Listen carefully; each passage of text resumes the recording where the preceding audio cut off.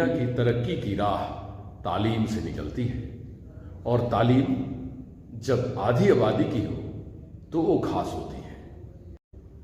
इन्हीं बातों को ध्यान में रखकर बाग आयशा ने कमरगोड़ा, जो कि सरायकेला खरसवां जिले के चांडिल प्रखंड में है, वहां 50 बेडेड अल्पसंख्यक गर्ल्स हॉस्टल छात्रावास भवन का निर्माण का आज शिलान्यास रखवाया। और ये शिलान्यास करने के लिए अल्पसंख्यक कल्याण एवं जल संसाधन विभाग के झारखंड सरकार के मंत्री हाफिजुल हसन रांची से पधारे और उन्होंने विधिवत इसका शिलान्यास किया। उन्होंने बात भी कही कि बाग आयशा, जो कि जेबा कादरी के नेतृत्व में कार्य करती है, उनके साथ मिलकर इन कल्याणकारी योजनाओं को धरातल पर उतारना विभाग के लिए गौरव की बात है।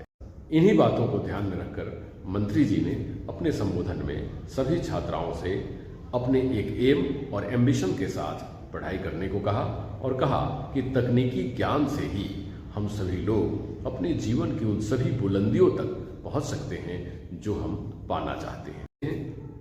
तो आइए देखते हैं इस ऐतिहासिक क्षण को, जो बाग आयशा ने उन छात्राओं के लिए एक प्लेटफॉर्म तैयार किया और मंत्री जी ने आकर उसका शिलान्यास किया।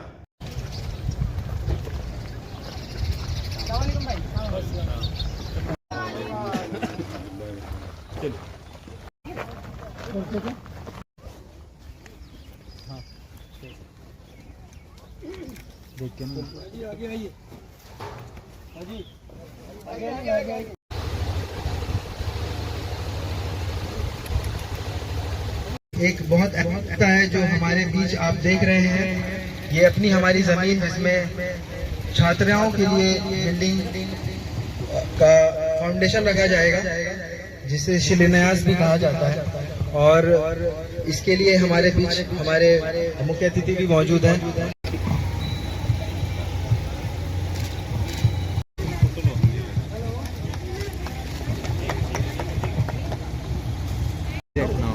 ठीक है, मैनेज करना पीछे पीछे पीछे।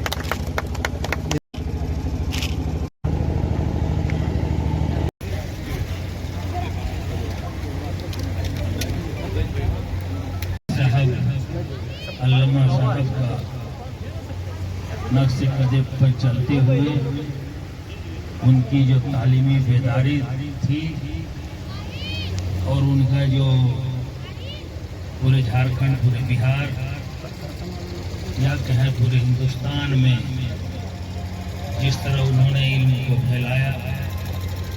फैलाए थे, उन्हीं की एक कड़ी में उनकी बेटी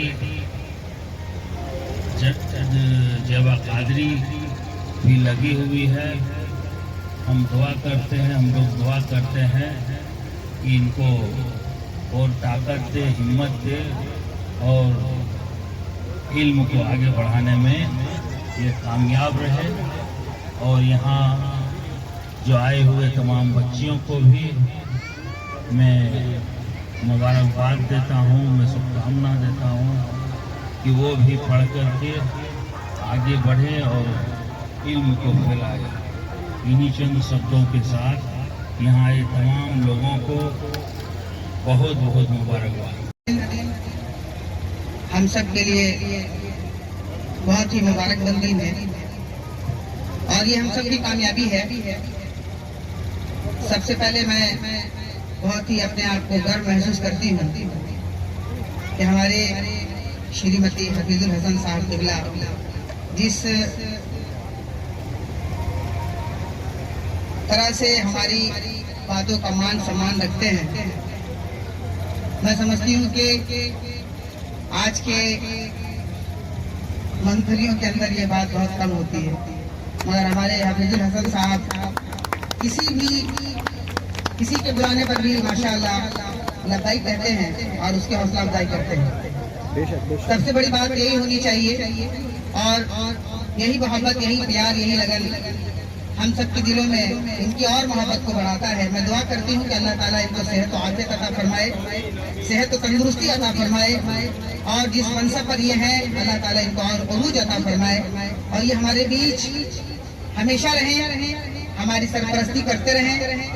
और इस तरह से हमारी जो बच्चियां अभी आप देख रहे हैं, ये बिल्कुल आपसे एक आस लगाई बैठी हैं कि आज आपने जो काम किया है, जिस सरजमी पर हम खड़े हैं, इंशाअल्लाह जिस दिन ये इमारत बनकर तैयार होगी तो ये सैकड़ों बच्चियां आपको दुआएं देंगी, और इंशाअल्लाह ताला इनकी दुआएं, और दुआ वो ज़ख़ीरा है कि समझ लीजिए दुआ से तो इंसान की जो किस्मत बदल जाती है।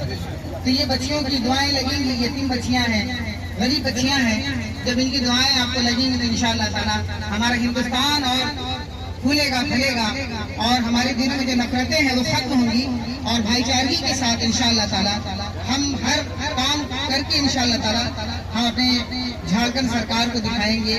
और जीएमएम की पार्टियां जितनी भी बैठी हैं, जितने भी यहाँ पर जीएमएम के पार्टी बैठे हैं, मैं सबका शुक्रिया अदा करती हूँ जिन्होंने आज कीमती वक्त दिया और हमारी हौसला अफजाई की। और इस तरह से मैं तमाम मंच पर बैठे हुए और खुसूसियत के साथ हमारे अंजुम भाई भी आए,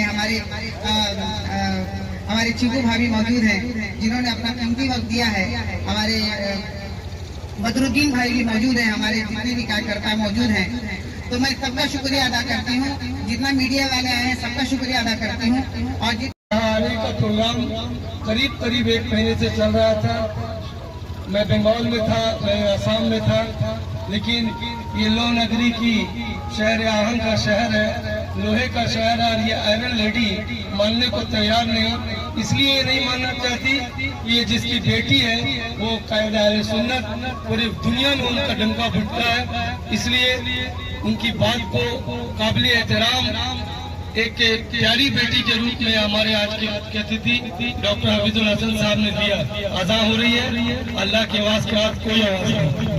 मंत्री जी, बच्चियों के लिए खासकर झारखंड सरकार की एक अच्छी नीयत रही है और कार्य रहा है, तो क्या प्लान है और क्या आप रखते हैं विचार अपने इस कार्यक्रम को लेकर?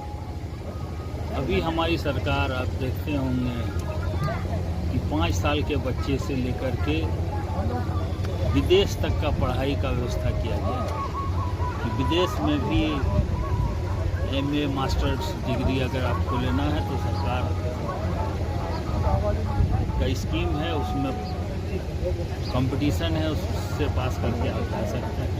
और आज यहाँ जेबा कादरी जी का जो मेहनत है वो मेहनत आज देखने को मिल रहा है। हमारे विभाग से इनको हॉस्टल दिया गया है, एक बहुत मेहनती है। और मैं सभी लोगों से कहता हूँ कि शिक्षा पर जोर दें, बाल बच्चे को शिक्षित करें, और यही हथियार है जिससे आप अपने घर को, अपने समाज को, अपने गांव को आप आगे बढ़ा सकते हैं, अपने बाल बच्चे को सही रास्ते में ला सकते हैं। और जो ज़माना आ गया उस ज़माने से अगर आपको लड़ना है, उस ज़माने से कंधे मिला करके चलना है, तो शिक्षा बहुत ज़रूरी है। इसीलिए हम जहाँ भी जाते हैं शिक्षा की बात करते हैं। आप कम खाइए, एक टाइम नहीं खाइए, लेकिन बाल बच्चे को खाइए। तकनीकी शिक्षा को लेकर के मंत्री जी बहुत ज़रूरी है, खासकर मिनिस्ट्री ऑफ माइनॉरिटी अफेयर्स। तो तकनीकी शिक्षा के ऊपर क्या प्लान है और क्या हम लोग अब यही 2-4-10 दिन में जो इंजीनियरिंग का और मेडिकल का हज हाउस में अल्पसंख्यक बच्चों के लिए कोचिंग स्टार्ट करने जा रहे हैं। इससे पहले और विभाग से हुआ है और हम भी अपने विभाग से करने जा रहे हैं टेक्निकल। सर कल मंत्री जी, जहां हम खड़े हैं बागे आयशा में, बच्चियों के हाथ में एक बैनर दिखा जहां पर 20 कंप्यूटर या कुछ कंप्यूटरों की मांग की गई है, तो क्या कहना चाहते हैं उस विषय में? क्योंकि उस पर हम गंभीरता से विचार करेंगे। और हम जानते हैं कि जिस तरह जेबा कादरी जी हैं, वो जो मांग किए हैं उसको ठुकराया भी नहीं जा सकता। सर एक